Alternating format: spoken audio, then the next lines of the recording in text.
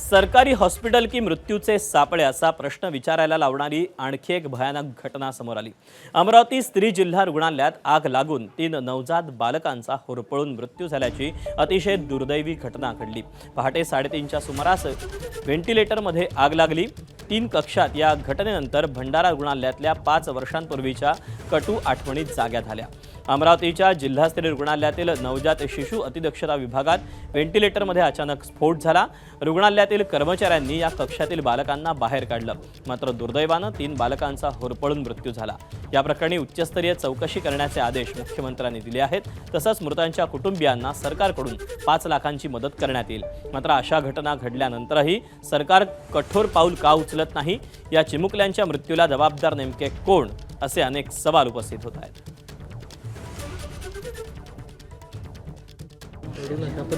ती सिच्युएशन एवढी बेकार होती की आम्ही काय करू, लेकरू कशी तरी आम्ही हँडल केली। आम्ही आमचा विचार नाही केला सर, एवढी आग होती पण आम्ही आमचा विचारही नाही केला का काय होईन का म्हणून आम्हाला, पण आम्ही गेलो लेकरं काढले सर। डॉक्टर स्फोट झाला सर, आपोआप स्फोट झाला तो।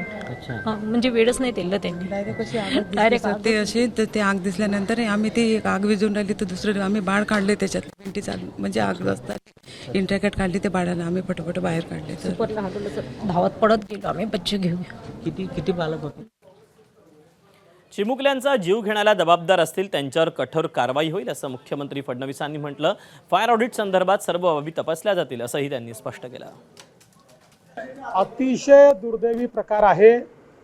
उच्चस्तरीय चौकशीचे आदेश तर दिलेच आहेत, पण सातत्याने जे NICU असतात त्याच्यामध्ये आपण फायर ऑडिट करत असतो। फायर ऑडिट केल्यानंतरही तिथे अशा पद्धतीनं आग का लागली, फायर ऑडिट केलं होतं की नव्हतं केलं, की कागदावर दाखवलं होतं की चुकीचं केलं होतं, या सगळ्या गोष्टीची चौकशी आता केली जाईल।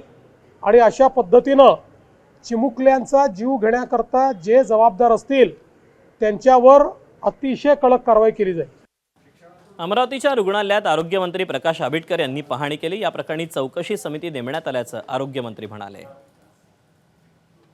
या आयुक्तांच्या खालच्या अध्यक्षतेखालील कमिटीमध्ये एका बाजूला MSCBचे आपले इलेक्ट्रिकलचे चीफ इंजिनियर असतील, दुसऱ्या बाजूला एम्स सारख्या संस्थेतले सुद्धा नामवंत असतील, DMERचे सुद्धा एक्सपर्ट असतील, की ज्या कमिटीनं पुढच्या 8 दिवसांमध्ये या सगळ्या वस्तुस्थितीचा अहवाल आणि त्याच्याबद्दल प्रत्यक्षात कोण दोषी आहे याच्याबद्दलची स्पष्टता त्या अहवालामध्ये येईल। त्या अहवालानंतर जे याच्यामध्ये ज्यांनी याच्यामध्ये दुर्लक्ष केलं असेल, ज्यांच्यामुळे या घटनाक्रमाला जे जबाबदार असतील त्या सगळ्यांच्यावरती अतिशय कडक कारवाई करण्याबद्दल त्या अहवालाप्रमाणे आम्ही पुढे जाणार। बराबर बोल रहे हैं, सायरन तो पहले बजना ही चाहिए, उसके बाद स्प्रिंकलर की बात होगी। ये दोनों अगर नहीं हुआ है तो उसके लिए भी जो कुछ प्रॉब्लम है उस प्रॉब्लम के मूल तक जाएंगे और हम लोग उस पर कार्रवाई। मुख्य कारण कुछ मालूम पड़ा कि आग क्यों लगी? आज अभी हम नहीं कह सकते, एक्सपर्ट की टीम। या दुर्घटनेनंतर विरोधकांनी सरकारला घेरलं। आरोग्य व्यवस्थेकडेही सरकारचं दुर्लक्ष झाल्याचा आरोप विरोधकांनी केला। पाहूया। आरोग्य व्यवस्थेचे पूर्ण धिंडवडे उडाले, डॉक्टरांचा पत्ता नाही, औषधीचा पत्ता नाही। यांचा विशेष म्हणजे मी माहिती घेतली, ऑडिट झाला नाही तर मग हॉस्पिटलमध्ये जळाल्यानंतर 3 बालकांचा मृत्यू झाल्यावर याला हे सरकार जबाबदार आहे।